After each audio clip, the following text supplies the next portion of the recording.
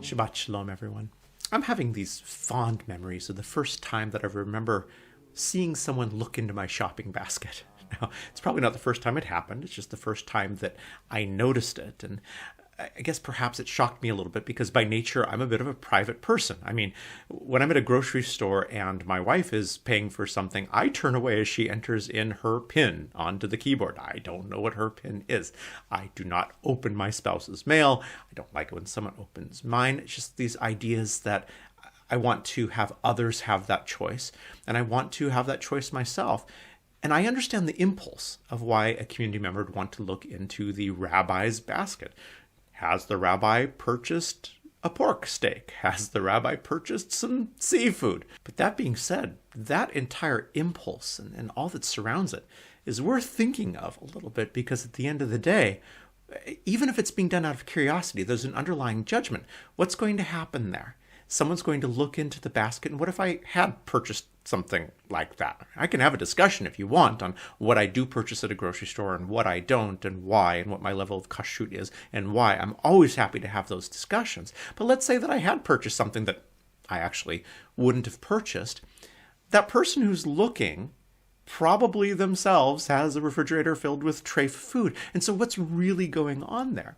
And there's a phenomenon, it's been talked about in non-Orthodox Judaism, both conservative and reform, on the expectation that a rabbi is more traditional, is more machmir, meaning stringent, than the average person in the community, which on one level you can understand that. On another level, that should really disturb us all a little bit. That's kind of a definition of hypocrisy. I want my rabbi to be machmir, to be more stringent in their interpretation of personal relationship with the halakha than me, because what? I'm more authentic because of what my rabbi does? And somewhere we have untested, untried issues with our own authenticity, and so therefore we want to see that our rabbis, our leaders, appear at an unconscious level more authentic than we are. And all of that, if it's a little bit painful or disturbing or uncomfortable to hear, well, good. These are things that we should be thinking about, because anything that rests unconsciously in how we deal with our ritual and religious traditions will then be acted out in a harmful instead of an elevating way. Now, there is a verse that goes along with all this. We are at the very end of the book of Leviticus, of Vayikra, and we're in a pretty complicated discussion on the value of pledges made to the temple. I'm not going to go into that because it's its own discussion. It's not the direction I want to go, but the penultimate verse in Vayikra is fascinating because on the surface, it's part of this confusing passage, but one of the Hasidic interpretations, I think it's something that for years I've thought about.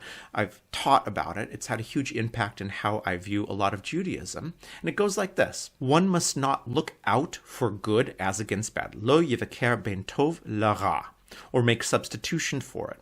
If one does make substitution for it, then it and its substitute shall both be holy. It cannot be redeemed. Now, again, this idea of redeemed, this has to do with the value of pledges. But again, everything that we interpret in Torah can have multiple different levels of interpretation, including symbolic, including allegoric. And every time that a liberal rabbi quotes the Lubavitch Rebbe, I think that people all over the world groan and say, oh my goodness. But there is such a profoundly beautiful, amazing quote that is part of the Lubavitch Rebbe's Perush, his explanation of this verse, in an allegorical explanation. And he comments on the words, he shall not exchange it nor substitute another for it, that every person was born to a mission in life that is distinctly, uniquely, and exclusively their own. No one, not even the greatest of souls, can take his or her place. No person who has ever lived or who ever will live can fulfill that particular aspect of God's purpose in creation in his stead.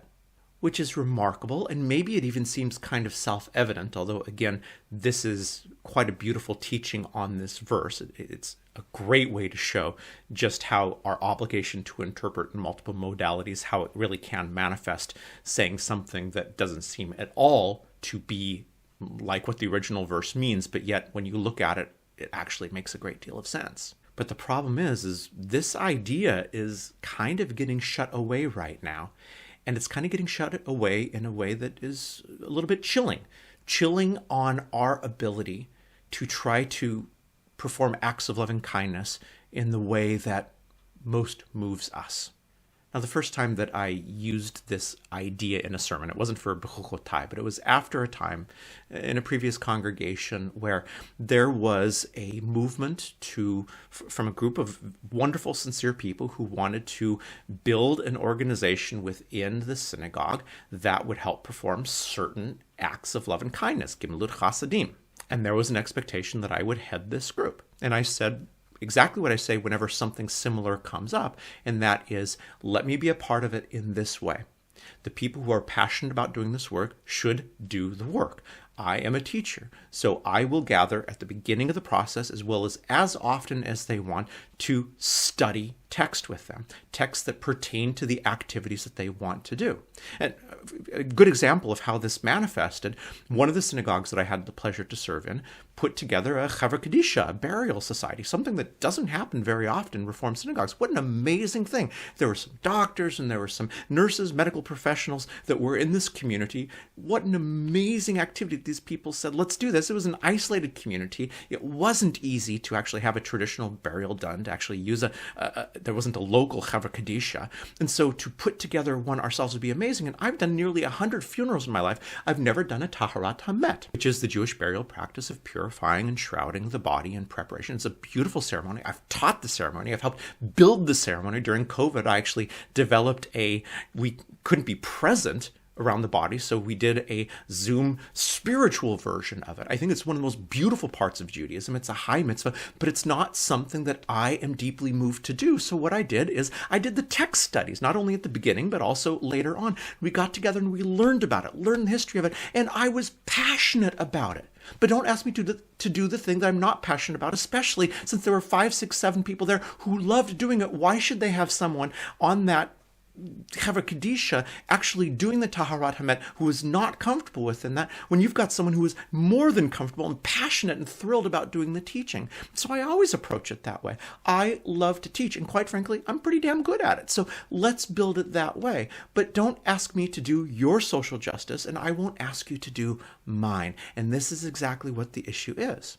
Now, ignoring for a moment that there are different ways that we can define social justice, I believe that Judaism, especially Judaism as it manifests in the 21st century, is part of an evolutionary train from the prophetic tradition of you shall be aware of those who are vulnerable in our midst. And if we are doing empty ritual and we have people who are completely being left behind while we do that ritual, then that's problematic. This is the constant call of the prophet. And all of Judaism that exists today does come from the words of the prophets. Otherwise, we wouldn't have Judaism. The prophets were the ones who said, what do I need of your empty ritual? It was the call for Avodah Shabbat. Instead of Avodah, temple sacrifice, I want sacrifice of your heart, the prayers of your heart. It was substituting prayer for temple sacrifice, and that came from the prophets as interpreted by the rabbi. So without being a prophetic tradition, there is no Judaism today. And so those words of the prophets saying ritual without works is absolutely meaningless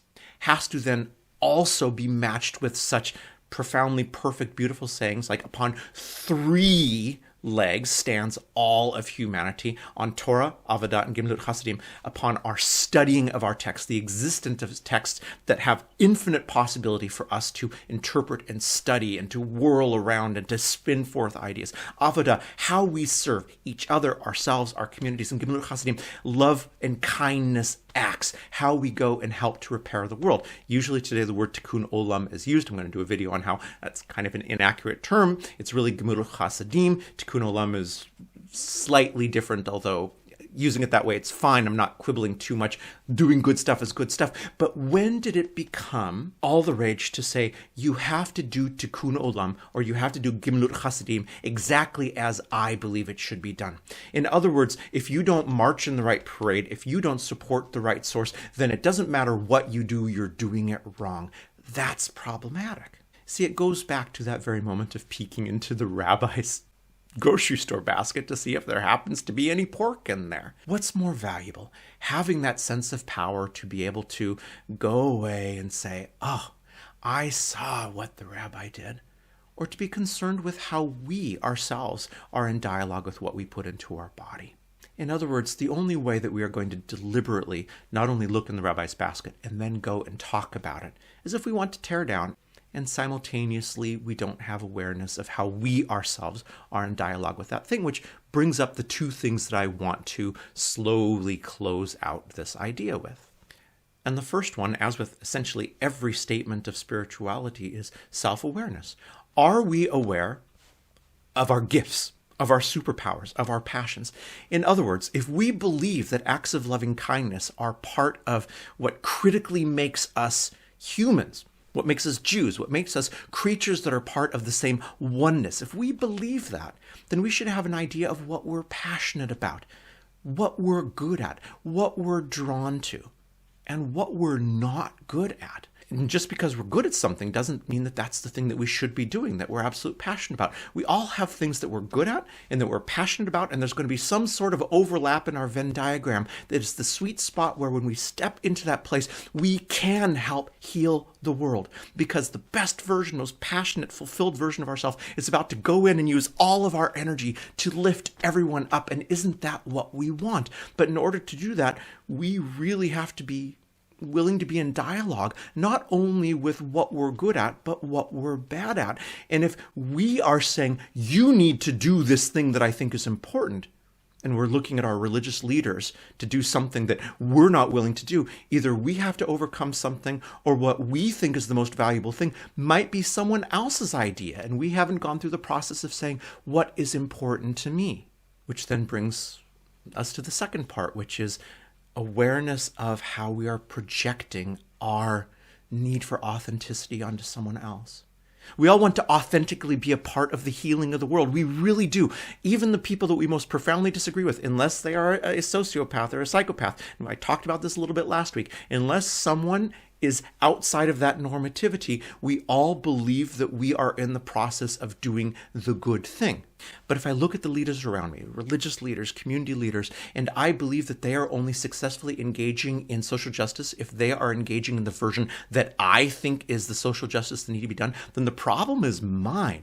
I'm the one who's broken it. To give an analogy, it's a really good thing to be a doctor. But what if everyone in the world decided to be a doctor? What would be missing in other things that need to be fulfilled? Okay, well, teaching's important. Everyone should be a teacher, but if everyone does that as a career, then where are the doctors? And that might seem a little facile, but it kind of works that way. And every time we say they are not legitimate as an agent of good works in the world, of Gemilut Chasadim, of acts and loving kindness, because they're not doing it the way that I believe they should, or that leader says that they should, shame on us for suggesting that someone replace something that is good with something that is not good, replacing something that is their strength with something that seems to be more in vogue in that moment. Why are we as human beings not encouraging our leaders and everyone in our communities with us to find that thing that they are passionate about and lift up the world through that thing? Why are we demanding that it's only legitimate if it's one thing? And I know that you know what I'm talking about. This is the reality of today. We have a lot of things to repair, and it's not just the things always that are the most visible and on the front page of the newspaper and that lead the Twitter feed.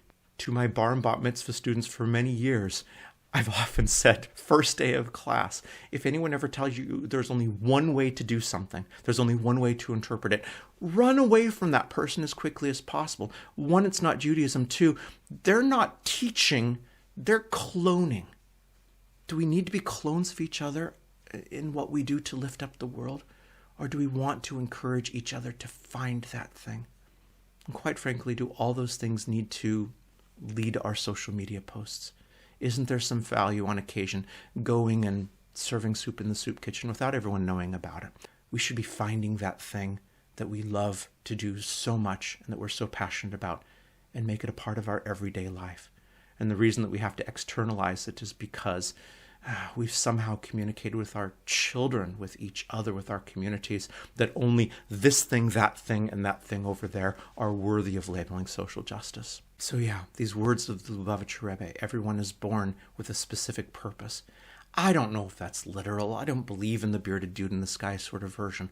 But I know that each of us have things that we're good at and things that we're bad at. I know that each of us have things that we're passionate about. And I know that each of us are more likely to do the things that we're good at and passionate about simultaneously than something that someone slaps us with and says, you have to do this in order to be authentic, in order to be a good person. The good person is the one who goes through the world lifting up and not tearing down.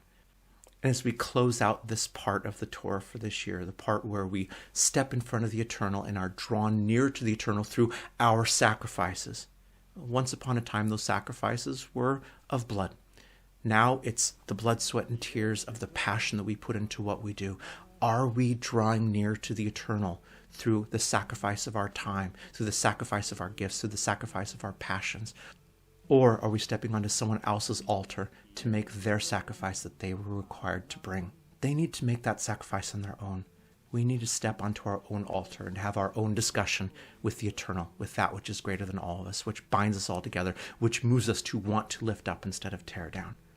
Shabbat Shalom, everyone.